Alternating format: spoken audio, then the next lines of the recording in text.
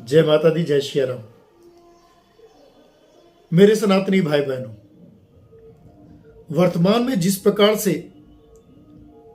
भारतीय व्यापार, वैदेशिक व्यापार, वैश्विक बाजार को लेकर चर्चाएं गर्म है। नए राष्ट्रपति डोनाल्ड ट्रंप के, जो कि यूएसए के राष्ट्रपति है, उनके बनने के पश्चात लगातार उनके द्वारा तमाम देशों पर टैरिफ लगाए जा रहे हैं। हमारा देश भारत भी इन्हीं बातों को लेकर बड़ा चिंतित है। मैं आप लोगों से पूछना चाहता हूं, क्या यह हमारे लिए चिंता का विषय है?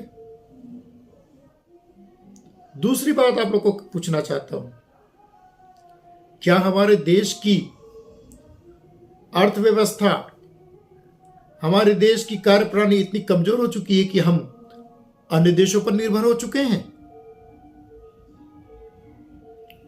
तीसरी बात आप लोग को पूछना चाहता हूं, इन चीजों से कैसे निजात पाए, कैसे हम आगे बढ़े? आइए इन्हीं पर चर्चा करने के लिए मैं कुछ महत्वपूर्ण बिंदु आप लोगों के सामने रख रहा हूं। आप लोगों से निवेदन है कि आप लोग अपने विचार इस वीडियो को देखने के दौरान जरूर रखें। आपकी क्या विचार बनती हैं, कैसे कार्य करना चाहिए, देश के विकास में, देश की समृद्धि के लिए कौन सी वे बातें हैं जो हमें मजबूती की ओर ले जा सकती है, उनको आप जरूर रखेंगे। सबसे पहले आपको बताना चाहूंगा, हमारे देश की आर्थिक व्यवस्था, इसके पूर्व क्या कभी भारत देश पर इस प्रकार के टैरिफ या इस प्रकार के अधिभार नहीं थे?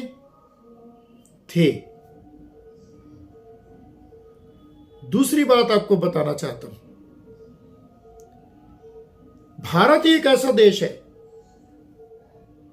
जहां की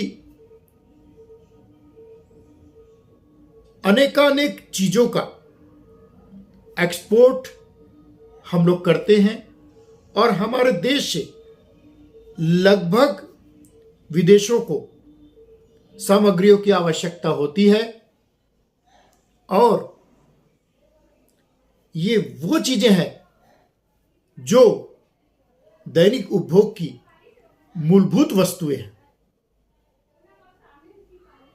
मैं आपको कहना चाहता हूं, क्या उन देशों को हमारे देश से इस प्रकार के वस्तुओं का आवश्यकता आगे नहीं पड़ेगा? और दूसरी बात एक और कहना चाहता हूं, यदि अमेरिका हम पर बराबर का अधिभार लगा रहा है, बराबर से टैरिफ लगा रहा है, तो दिक्कत क्या है? ये तमाम बिचौलिए, तमाम ऐसे पूंजीपति, उद्योगपति इस बात को जान लें, गंदे तरीके से व्यापार यहां ना करें, देश की समृद्धि के लिए कार्य करें। केवल दलाली और गलत तरीके से धन कमाने की प्रवृत्ति पर अंकुश लगनी चाहिए। हमारी सरकारों को इन बातों को ध्यान देना चाहिए, चाहे वह राज्य सरकार हो, चाहे वह केंद्र सरकार हो। जितने भी हमारे देश में अलग अलग, चाहे केंद्र शासित प्रदेश के हो, चाहे राज्यों के हमारे सरकार हो, चाहे केंद्र सरकार हो, सभी को इन बातों को ध्यान देने की आवश्यकता है कि वे हमारे देश में निर्मित होने वाली चीजों को किस प्रकार से बाहर एक्सपोर्ट करें, उससे अधिकाधिक फायदा हमें हो। दूसरी बात, स्वदेशी वस्तुओं का इस्तेमाल ज्यादा से ज्यादा करनी चाहिए। चाहे उस वस्तु में उतनी ज्यादा सफाई नहीं है, तब भी स्वदेशी वस्तुओं का इस्तेमाल करना चाहिए। अत्यधिक सफाई और अत्याधुनिक मशीन के द्वारा प्यूरिफाइड, परिष्कृत चीजें हमारे शरीर को नुकसान ही देती है। जबकि हमारे देश में कुटीर उद्योग धंधों के द्वारा निर्मित चीजें हमारे शरीर के लिए लाभदायक होती है, क्योंकि वे प्राकृतिक संसाधनों का उपयोग करके बनाई जाती है, निर्मित की जाती है, जो कि प्राकृतिक रूप से हमारे शरीर को लाभ ही प्रदान करती है, नुकसान नहीं देती है। सबसे निवेदन करता हूं, ज्यादा से ज्यादा स्वदेशी वस्तुओं का इस्तेमाल करें। हमारे देश में भी मोबाइल निर्मित हो रहे हैं, हर प्रकार के सॉफ्टवेयर हमारे पास उपस्थित है, हर प्रकार की चीजें हमारे देश में पड़े हुए वैज्ञानिक, डॉक्टर, इंजीनियर उपयोग में ला रहे हैं। फिर क्यों हम विदेशों पर निर्भर रहें?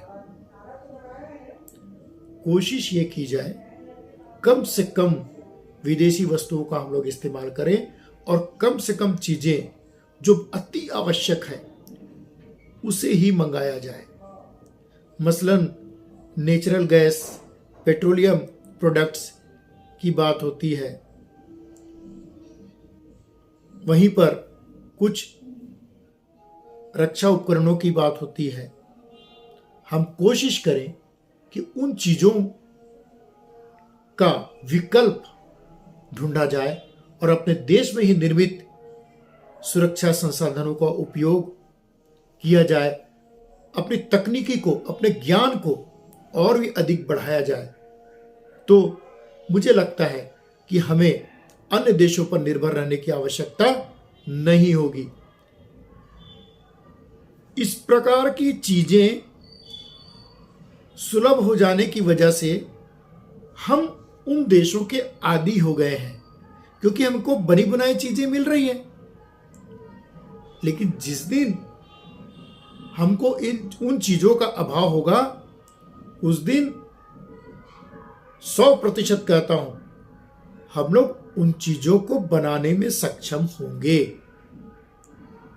और इसीलिए ज्यादा से ज्यादा हमारे भारतीय वैज्ञानिक, इंजीनियर, डॉक्टर और अन्य क्षेत्रों में कार्यरत बुद्धिजीवी वर्ग, सामाजिक क्षेत्रों में कार्यरत बुद्धिजीवी वर्ग, राजनीतिक क्षेत्रों में कार्यरत बुद्धिजीवी वर्ग, सबको चाहिए कि वे इस दिशा में कार्य करें कि हमारे देश की चीजें हमारे देश में ही इस्तेमाल हो और हमें बहुत ऐसी कोई चीज हो जो अति आवश्यक हो, उन चीजों को ही हम लोग वहां से इंपोर्ट करें।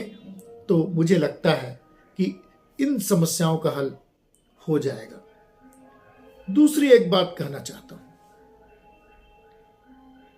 वह यह है, हमको ज्यादा से ज्यादा मेहनत करनी चाहिए, ज्यादा से ज्यादा दिमाग का इस्तेमाल करना चाहिए। दरअसल बहुत से भारतीय कोड़िए हो चुके हैं। कोड़िए मीन्स आलसी हो चुके हैं, लेजी हो चुके हैं। उन सबको आवश्यकता है कि नियम से हर एक व्यक्ति देश के नवनिर्माण में कार्य करे, आलस्य को पाल कर न बैठे। परिश्रम में लक्ष्मी का वास होता है। जब तक हम श्रम नहीं करेंगे, ना हमें धन की प्राप्ति होगी और न ही हमें अन्य वस्तु की प्राप्ति होगी। इसलिए मेरा आप सबसे निवेदन है कि हम सब लोग जब कड़ी मेहनत करेंगे, तो जहां एक ओर स्वयं के लिए भी धनार्जन होगा, परिवार की आवश्यकताएं पूरी होगी, समाज की आवश्यकताएं पूरी होगी और इसके साथ ही साथ हमारे देश की आवश्यकताएं पूरी होगी। और हम लोग जब एक दूसरे के द्वारा निर्मित वस्तुओं का ही उपयोग करेंगे तो मुझे नहीं लगता कि बहुत ज़्यादा हमें इन विदेशियों पर निर्भर होना पड़ेगा। इन विदेशियों को भारत के सामने घुटने टेकने होंगे। यह स्थिति लानी है हमें, लेकिन इसके लिए ये जितनी बड़ी बड़ी कंपनियां हैं, उद्योगपति है, इन सबको भी आम नागरिक को साथ में लेकर काम करना होगा। आम नागरिक के साथ न्याय करना होगा। सिर्फ अरबपति खरबपति बनकर बैठने से काम नहीं चलने वाला, बड़े बड़े बंगले और महलों में रहने से काम नहीं चलने वाला। काम तभी होगा जब देश का हर नागरिक कार्य करेगा और स्वदेशी वस्तु का इस्तेमाल करेगा। साथ ही पूंजीपति वर्ग और सामान्य वर्ग एक साथ कंधे से कंधे मिलाकर कार्य करेंगे। किसी के साथ अन्याय नहीं होगा और तभी हमारी आर्थिक संरचना, अधोसंरचना का विकास होगा, समाज का विकास होगा। मुझे लगता है कि यह बहुत ही अधिक महत्वपूर्ण बातें हैं और मैं यह सोचता हूं कि अगर आज जैसे कि एआई का जमाना है, आर्टिफिशियल इंटेलिजेंसी अमेरिका ने लॉन्च किया, उसके समानांतर अभी चाइना ने भी एक लॉन्च किया एआई, और वे बहुत ही कम राशि में उस सॉफ्टवेयर को लोगों को प्रदान करेंगे। इस प्रकार की बातें सामने आई और जिससे कि अमेरिकी राष्ट्रपति ट्रंप भी खासे परेशान नजर आए और चाइना की उस प्रोडक्ट को उन्होंने झुटलाया। उन्होंने कहा कि यह हो नहीं सकता इतने कम दाम में और इस प्रकार की चीज़ें क्वालिटी वाली नहीं लाई जा सकती। जो भी हो, हमको उससे मतलब नहीं। लेकिन मैं ये कहता हूँ, ये एआई क्या हमारे लिए कोई बहुत बड़ी चीज़ हो गई क्या? इनका पूरा पूरा टारगेट हम इंडियंस भी हो चुके हैं एक प्रकार से, क्योंकि हमारे क्या होता है कि ज्यादातर लोग उस पर वर्किंग करते हैं, नौकरी करते हैं, उन चीजों पर कार्य करते हैं। तो अब हमको ये आवश्यकता है कि वो उस एआई से भी ज्यादा अच्छा प्रोडक्ट, सॉफ्टवेयर हमारी ये इंजीनियर्स डेवलप कर ले और उन पर हमको डिपेंड ना होना पड़े। और यह तभी संभव है जब यहाँ की सरकार, यहाँ के वैज्ञानिक इस दिशा में आगे बढ़ेंगे।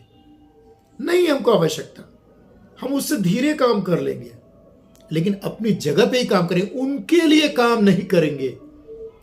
जब ये बात और ये भावना हर भारतीय के मन में आ जाएगी तो वो दिन दूर नहीं जब सारे विदेशी ताकतें हमारे चरणों पर होंगी और मुझे उसी दिन का इंतजार है। आप सभी को बहुत बहुत शुभकामनाएं। मैं उम्मीद करता हूं आपको मेरी बातें समझ आई होगी। जय माता दी, जय सिया राम, जय भारत। स्वदेशी अपनाएं और देश के विकास में आगे